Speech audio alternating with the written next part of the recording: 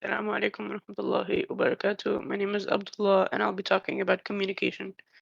First, I'll talk about emails, electronic mail. Email is a very popular form of communication between people. However, many countries have laws to protect people from the misuse of emails. Below are some laws which companies and individuals have to follow when using the email.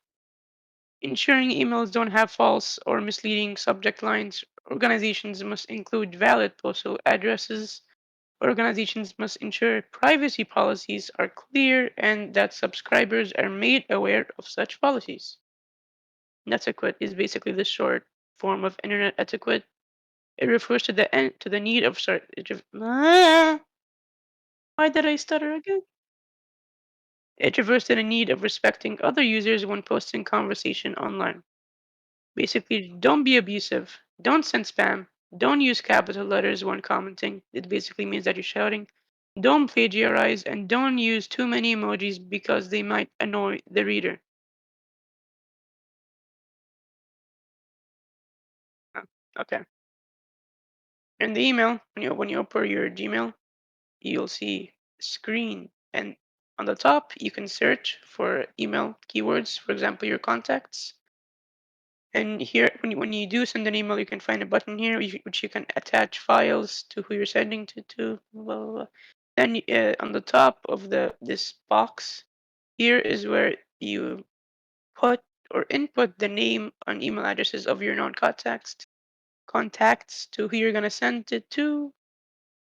Here is the groups. Sorry, here are the groups list of people and their email addresses, your known contacts, and you can forward and reply to incoming emails.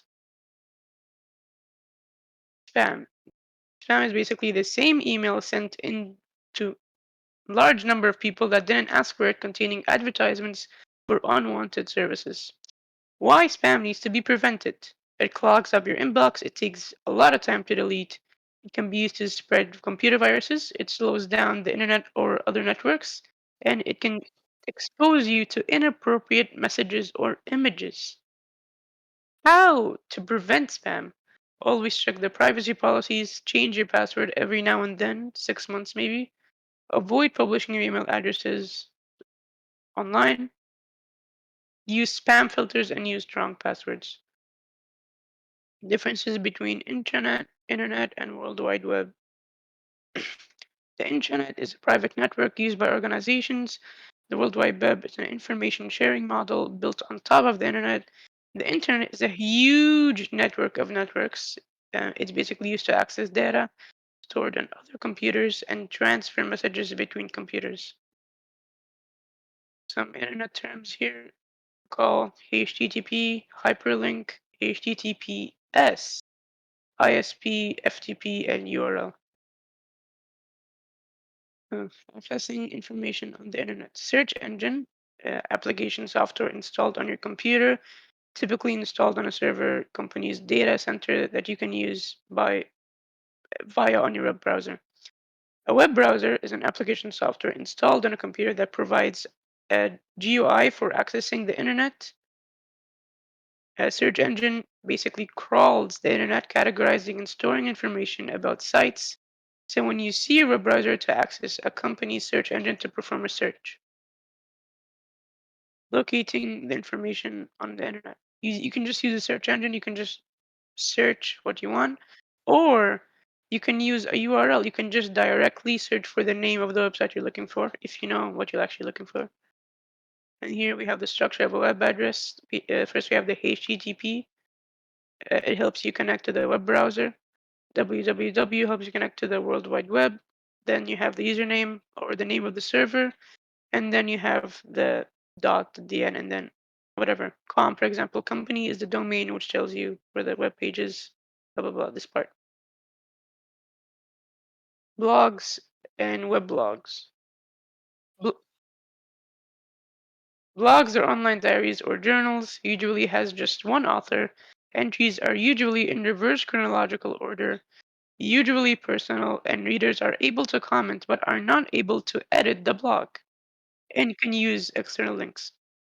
Wikis, like Wikipedia, for example, is a web page that can be viewed and modified by anyone who has a web browser. It has many authors. The structure is determined by the context and users, can be edited by anyone, and has internal and external links to be used. Yeah. Social networking sites are online communities of people who communicate about a particular subject or interest, or just make friends with others because some people are just lonely. Advantages. So advantages to you just it's just easy to keep in immediate contact, easy to communicate with friends, a lot of friends at the same time. You can search for people you've lost their contacts. It's easy to arrange meetings and visits. Disadvantages. Sites can be used to spread gossip, rumors, or lies. That's pretty bad. Don't do that, kids. Can be used for online bullying, invade your privacy. Personal data can be given out, which may be put danger. Using the internet as a source of information. Advantages. Information is more up to date than printed material. It is quick to search for information. It is available on your home computer and mobile devices. You can easily obtain information from other parts of the world. Disadvantages. The information can be unreliable. There could be too much information to read. It encourages plagiarism, and it can be dangerous because there might be inappropriate websites with inappropriate images. Uh, Assalamu alaikum wa rahmatullahi wa barakatuh. Boom!